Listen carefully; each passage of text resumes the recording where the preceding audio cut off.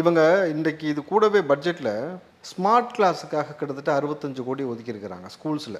Smart class திட்டத்திற்காக 65 கோடி ஒதுக்குனீங்களே, முதல்ல ஸ்கூலில் இருக்கக்கூடிய பிளாக் போர்டுக்கு அடிக்க பெயிண்ட் இருக்கா? அடிச்சிருக்கீங்களா? காம்பவுண்ட் சுவரை பராமரிச்சிருக்கீங்களா? சார், பிளாக் போர்டுக்கு பெயிண்ட் அடிக்க முடியாமலா இந்த அரசு இருக்குது.